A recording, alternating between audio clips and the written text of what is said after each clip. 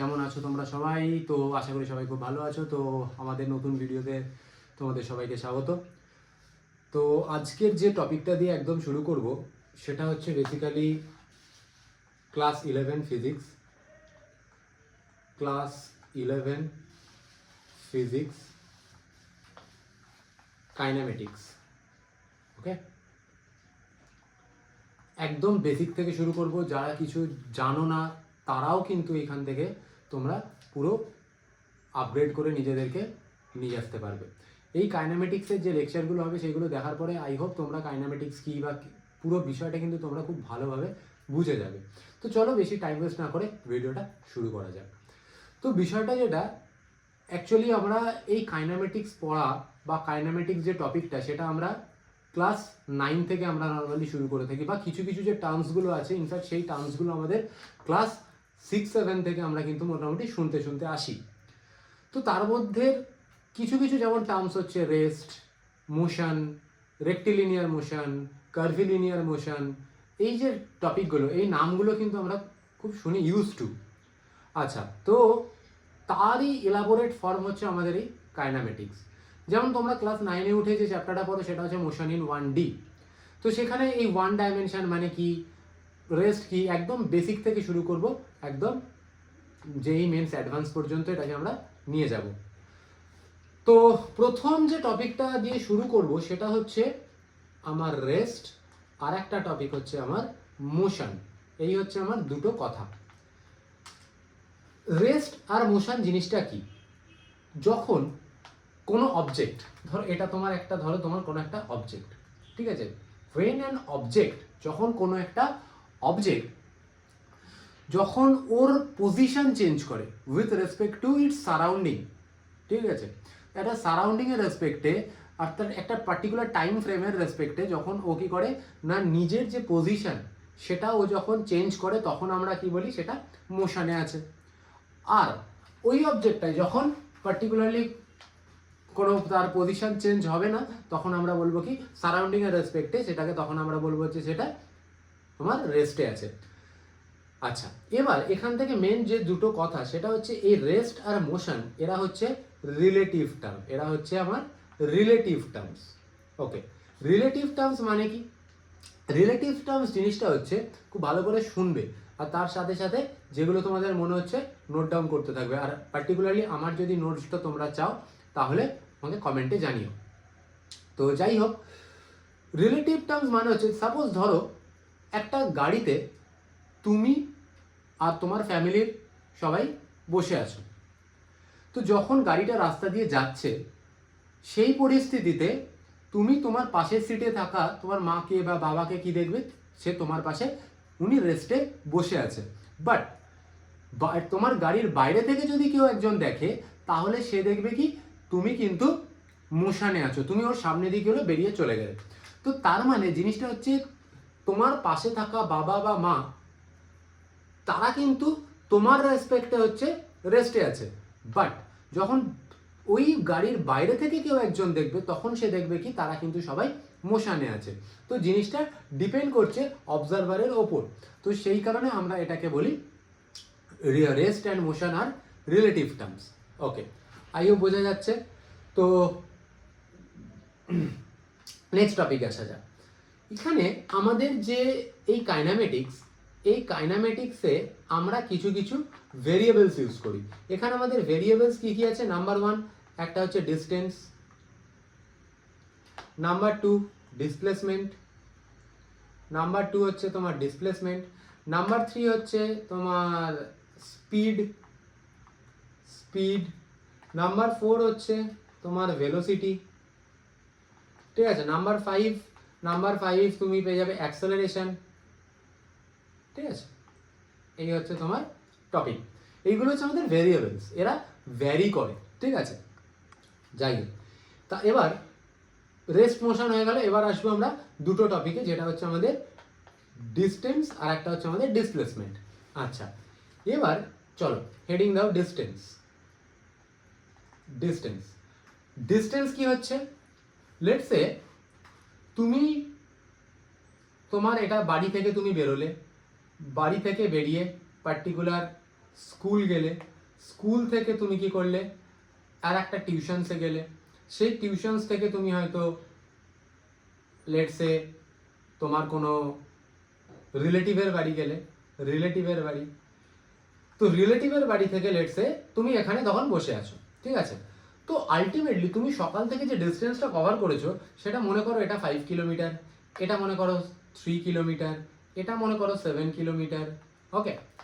তাহলে টোটাল তোমার যে ডিস্টেন্স, তোমার যে টোটাল ডিস্টেন্স কভার্ড, সেই ডিস্টেন্স কভার্ড কত হচ্ছে, টোটাল তুমি যতটা যাচ্ছ 5 + 3 + 7 মানে 15 কিলোমিটার হচ্ছে তোমার ডিস্টেন্স কভার্ড।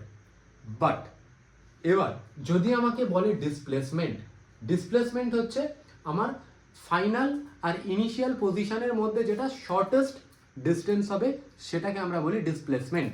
তো এখানে ডিসপ্লেসমেন্ট কোনটা হবে, এইখান থেকে এইটা হয়তো তোমার দেখবে শর্টেস্ট যে ডিস্টেন্স হবে সেটা, ঠিক আছে। এটা ধরো সাপোজ তোমার হচ্ছে 3 কিলোমিটার, লেটস সে, ঠিক আছে, মনে করো এটা 3 কিলোমিটার, তাহলে তোমার ডিসপ্লেসমেন্ট কত দাঁড়াচ্ছে, ডিসপ্লেসমেন্ট হচ্ছে তোমার 3 কিলোমিটার, বোঝা গেল। এটা হচ্ছে ডিস্টেন্স আর ডিসপ্লেসমেন্ট। চলো আর একটা এক্সাম্পল নিয়ে আমরা জিনিসটাকে একটু দেখে নিই। সাপোজ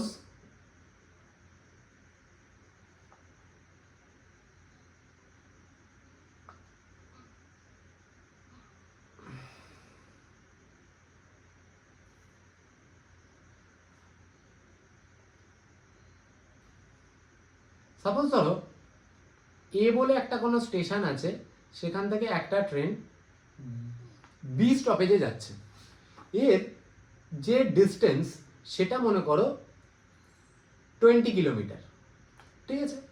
তো যখন ট্রেনটা এখান থেকে এ স্টেশন থেকে বেরোলো, এ স্টেশন থেকে going towards the B station, তো যখন যাচ্ছে তখন কি হচ্ছে না, ও ধরো এ থেকে পুরোপুরি গিয়ে গিয়ে গিয়ে গিয়ে বি স্টেশনে দাঁড়িয়ে পড়লো, ওখানে রিচ করে গেছে। তাহলে ওর ডিস্টেন্স কভার কতটা, ওর ডিস্টেন্স কতটা কভার করেছে, ডিস্টেন্স কভার করেছে তোমার 20 কিলোমিটার, ওকে ফাইন।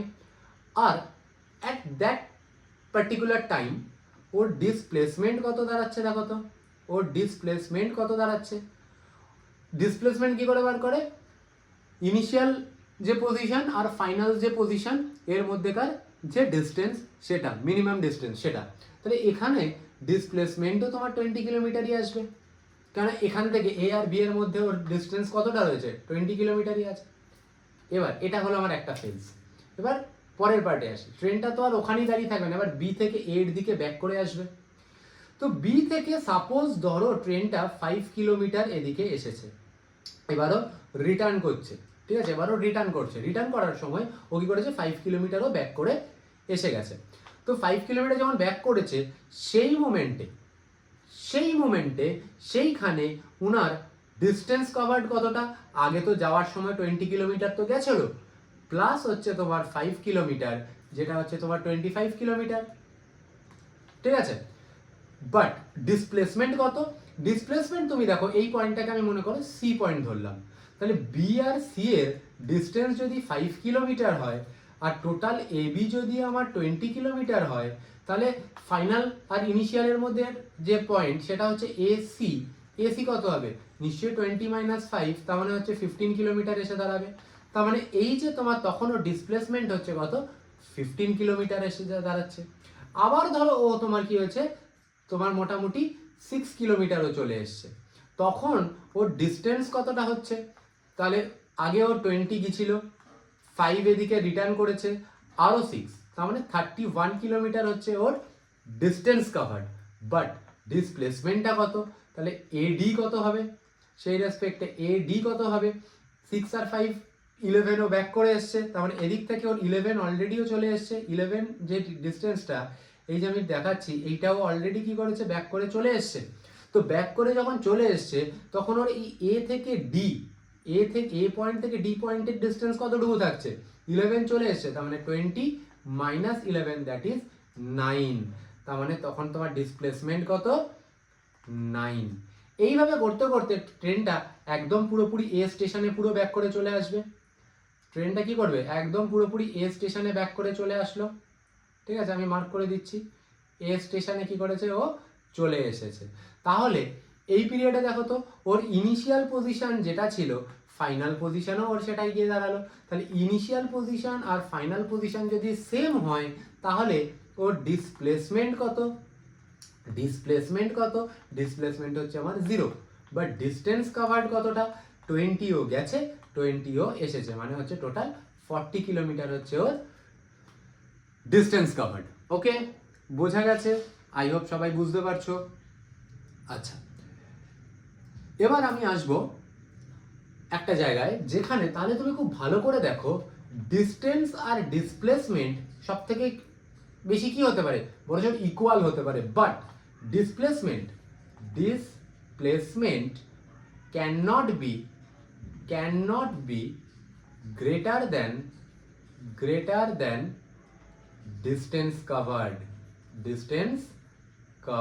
তাহলে অলওয়েজ আমি এটা বলবো যে distance is greater than displacement. Distance cover তো সবসময় বেশি হবে, আর কি হতে পারে?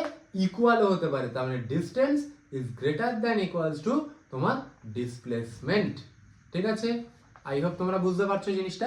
চলো এবার ডিস্টেন্স আর ডিসপ্লেসমেন্টের রেসপেক্টে আমরা যাবো এবার থার্ড টপিক যেটা হচ্ছে সেটা হচ্ছে আমাদের স্পিড অ্যান্ড ভেলোসিটি। এর রেসপেক্টে কিন্তু নিউমেরিক্যালসও করাবো, কিছু জিনিস করাবো। ঠিক আছে, এটা কন্টিনিউ একটা সিরিজ চলতে থাকবে। তো যেটা পড়াচ্ছি সেই অনুযায়ী সেটার উপরে ধ্যান দাও, আর এদিক ওদিক অন্য কোনো দিকে ফোকাস করো না। আর যখন আমি নিউমেরিক্যালসগুলো দেবো ভিডিওটাকে পজ করবে, কনসেপ্টটা একটা দুটো নিউমেরিক্যালসের রেসপেক্টে বুঝে নেবে, ভিডিও পজ করে কিন্তু তোমরা নিজেরা করার চেষ্টা করো। যদি করতে না পারো দেন আমি তো ভিডিওতে করে দেবই।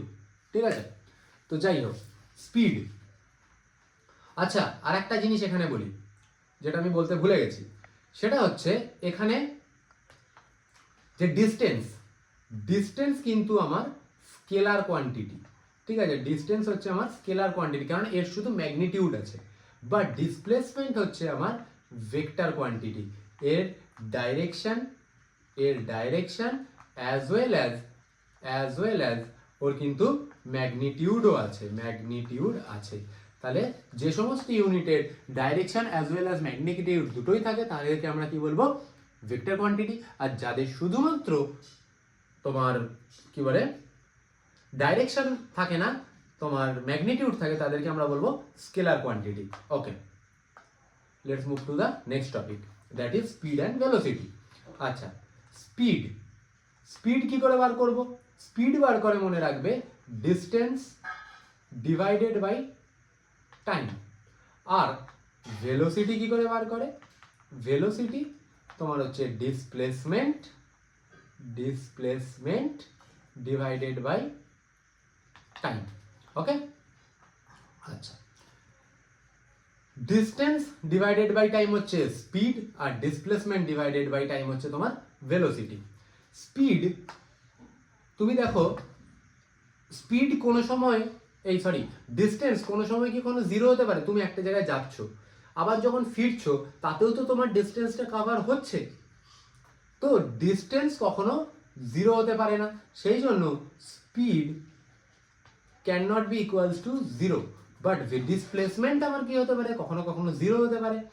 বাট টাইম তো তোমার লাগছে ডিসপ্লেসমেন্টের জন্য, যেতে হয়তো 1 ঘন্টা লাগছে, আসতে 1 ঘন্টা লাগছে। ওই যে তোমার গিভেন যে তোমার 2 ঘন্টা, ওই 2 ঘন্টা টাইম পিরিয়ডে তোমার ডিসপ্লেসমেন্ট কত এসে দাঁড়াচ্ছে?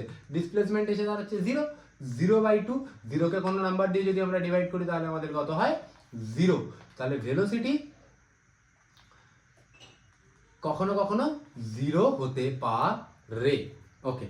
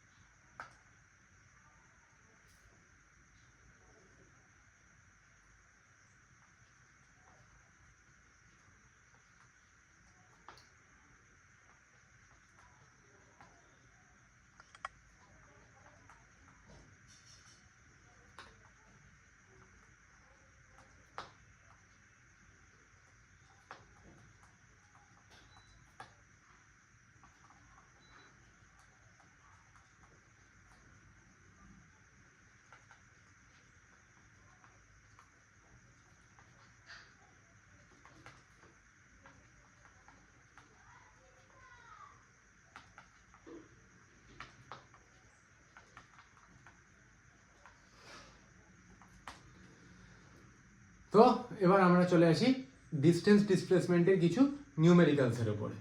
তো এখানে কি বলছে দেখা যাক, a particle is in a circular motion, তার মানে পার্টিকেলটা কি রয়েছে, পার্টিকেলটা কি করছে, সার্কুলার মোশনে কি হচ্ছে, ও ঘুরছে, ঠিক আছে, ও সার্কুলার মোশনে কি করছে, রয়েছে। আচ্ছা, covers 1/4 part of a circle, তার মানে একটা সার্কেলের, মনে করো সাপোজ এখান থেকে শুরু করেছে, এটা মনে করো এ পয়েন্ট, তাহলে 1/4 মানে 4টে ভাগের কি হবে, একটা ভাগ, তার মানে এই পার্টটা, এই যে আমি মোটা করে দিলাম এই পার্টটা, এইটা হচ্ছে তোমার বি পয়েন্ট, তাহলে এইখানে হচ্ছে আমার 1/4 তৈরি হচ্ছে। এবার তোমাকে বলেছে ডিসপ্লেসমেন্ট কত, চলো এটা তাহলে আমার কি হবে, শর্টেস্ট ডিস্টেন্স কি হবে, এটা আমার ডিসপ্লেসমেন্ট দাঁড়াবে এবি, এবিটাই তো আমার ডিসপ্লেসমেন্ট, এবিটাই তো আমার ডিসপ্লেসমেন্ট। তো এটা আমার সেন্টার, তার মানে কি হচ্ছে, সেন্টার থেকে সেম সার্কেলের রেডিয়াস বলে কি হবে, এটার ডিস্টেন্সও আর, এটার ডিস্টেন্সও আর, তাহলে এটা হচ্ছে আমার 90 ডিগ্রি, 90 ডিগ্রির অপোজিট সাইডকে আমরা হাইপোটেনাস বলি। তাহলে পাইথাগোরাস থিওরেম যদি অ্যাপ্লাই করি, hypotenuse square equals to perpendicular square plus base তার স্কয়ার, তাহলে হাইপোটেনাস তার square equals to perpendicular square মানে কি আর স্কয়ার প্লাস বেস তার স্কয়ার মানে কি আর স্কয়ার, তাহলে হাইপোটেনাস তার স্কয়ার কত হচ্ছে 2r স্কয়ার, তাহলে হাইপোটেনাস কত হচ্ছে √2r স্কয়ার, তাহলে হাইপোটেনাস দাঁড়াচ্ছে দেখো r√2। Very good. তো এইখানে এটা তোমার কত বেরোচ্ছে, তাহলে ডিসপ্লেসমেন্ট হচ্ছে আমার এটা। আচ্ছা, বিষয়টা এইভাবে তো তুমি করতেই পারবে, কিন্তু আমি যদি এখানে তোমাকে একটুখানি ম্যাথটা ঘুরিয়ে দিই, লেটস সে, চলো এখানে ভিডিওটা যদি নাও দেখা যায়, তোমরা বোর্ডটাকে ভালো করে দেখো, ঠিক আছে, আমি এখানে আর পেজটা চেঞ্জ করছি না। মনে করো একটা অবজেক্ট সার্কুলার মোশনে আছে, ঠিক আছে, সে, এটা হচ্ছে সেন্টার, সে, হ্যাঁ, এই এ পয়েন্ট থেকে মনে করো বি পয়েন্টে এসছে, এ পয়েন্ট থেকে কোথায় এসছে, বি পয়েন্টে এসছে, যেখানে ও অ্যাঙ্গেল মনে করো কভার করেছে, কত নিই 120 ডিগ্রি নিয়ে নিলাম, ঠিক আছে, মনে করো 120 ডিগ্রি কভার করেছে, 120 ডিগ্রি অ্যাঙ্গেলে ও এসেছে অতটা। তাহলে তোমাকে যদি কেউ জিজ্ঞেস করে যে ওর ডিসপ্লেসমেন্ট কতটা, তার মানে কতটা, এখান থেকে এ আর বি কে আমি কানেক্ট করে দেবো, তাহলে এ আর বি এর যে লেন্থ হবে সেটাই হচ্ছে আমার ডিসপ্লেসমেন্ট। বাট এই যে আগের ছবিটা ছিল, আগের ছবিটাতে তো তোমার 90 ডিগ্রি ফর্ম করেছিল এখানে, তো আমি তো এখানে পাইথাগোরাস থিওরেম অ্যাপ্লাই করেছিলাম, এখানে তো আমি পাইথাগোরাস থিওরেম অ্যাপ্লাই করেছিলাম, কিন্তু এখানে যে আমার 120 ডিগ্রি অ্যাঙ্গেল ফর্ম করেছে বলেছে, তো সেখানে তো আমি তো আর পাইথাগোরাস থিওরেম ইউজ করতে পারবো না। তো সেই রেসপেক্টে সেইখানে সবসময় যেটা ইউজ করবে, সেই displacement equals to 2r sine theta by 2, ঠিক আছে, এটা হচ্ছে 2r সাইন থিটা বাই 2, তুমি যদি করো তাহলে কি বেরোবে, এখান থেকে তোমার ডিসপ্লেসমেন্ট বেরিয়ে আসবে। তো এবার তুমি দেখো থিটা মানে কোনটা, এই যে অ্যাঙ্গেলটা এখানে যেটা ফর্ম হয়েছে সেইটা হচ্ছে আমার থিটা অ্যাঙ্গেল ফর্ম করা হয়েছে, ঠিক আছে। তো আর এর ভ্যালু তো আমি জানি না, আর হচ্ছে আমার রেডিয়াস, তো চলো 2r সাইন থিটা মানে কত, সাইন থিটা মানে হচ্ছে তোমার 120 ডিগ্রি ডিভাইডেড বাই 2, মানে কত দাঁড়াচ্ছে 2r সাইন 60 ডিগ্রি। আচ্ছা, সাইন 60 এর ভ্যালু কত, 2r ইন্টু √3/2, সাইন 60 তোমার হচ্ছে √3/2, তার মধ্যে 2 কেটে যাচ্ছে, তুমি বলবে r√3 ইউনিট হচ্ছে ওর ডিসপ্লেসমেন্ট। আমি কি বললাম, বোঝা গেছে না বোঝা যায়নি? তো যাই হোক, এবার তুমি বলবে তাহলে স্যার এইটার ক্ষেত্রে কি করে হবে, এটার ক্ষেত্রেও হবে। দেখো এটার ক্ষেত্রেও তুমি ডিসপ্লেসমেন্টে 2r সাইন থিটা বাই 2 এখানে তুমি বসাও, তাহলে দেখো 2r এখানে অ্যাঙ্গেল কত ফর্ম করেছিল 90, তার মানে সাইন থিটা বাই 2 মানে কত 90 ডিগ্রি বাই 2, তার মানে হচ্ছে 2r সাইন কত হচ্ছে 45 ডিগ্রি, তাহলে 2r সাইন 45 এর ভ্যালু কত 1/√2, তাহলে 2 মানে কত √2 ইন্টু √2 আর 1/√2। আই হোপ তোমাদেরকে এতটা ডিটেলসে বলা দরকার পড়ে না, তাও আমি তোমাকে বলে দিলাম। তাহলেও দেখো এখান থেকে তোমার বেরোবে √2 আর ইউনিট তোমার অ্যান্সার আসছে, ঠিক আছে, ওকে।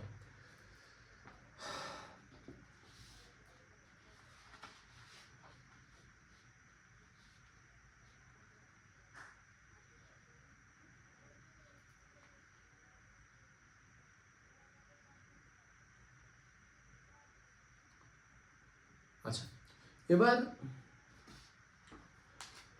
মোটামুটি ভিডিওটা 20 মিনিটের কাছাকাছি হয়ে গেছে। তো আজকের অফলাইন ক্লাসে আমি এই যেটা 20 মিনিটে, সেটাকে আজকে আমি 1 ঘন্টায় আমার টাইম লেগেছিল আমাদের ইনস্টিটিউটের কারেন্টের কিছু প্রবলেমের জন্য। যাই হোক, পুরো ক্লাস কন্টিনিউ করা হয়ে ওঠেনি। তো আজকের যে অফলাইন ক্লাস হয়েছে সেই অফলাইন ক্লাসেও আমি মোটামুটি এইটুকু পর্যন্তই বলেছি। আরও হ্যাঁ, অফলাইন ক্লাসে কী হয়, স্টুডেন্টস থাকে, তো তাদের কোয়ারিজ থাকে, সমস্ত কিছু নিয়ে ক্লাসটা একটু লম্বা হয়ে যায়।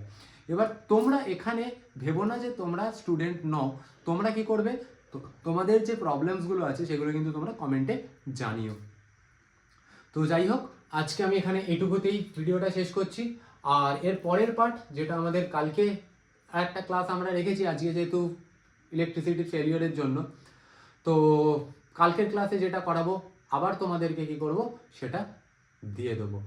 তো যে সমস্ত অফলাইন স্টুডেন্টরা দেখছো ভিডিওটা, তাদের কাইন্ড অফ রিভিশন বলতে পারো, বা যদি কখনো ভুলে যাও সেটা এখানে দেখতে পারো। আর আমরা তো নোটস তো তোমাদের দিয়ে দেবোই, তোমরা যারা যারা নোটস চাইছো। তো চলো, অন্য ভিডিওতে আবার তোমাদের সাথে দেখা হবে। Till then, ta-ta bye bye, stay safe, stay happy.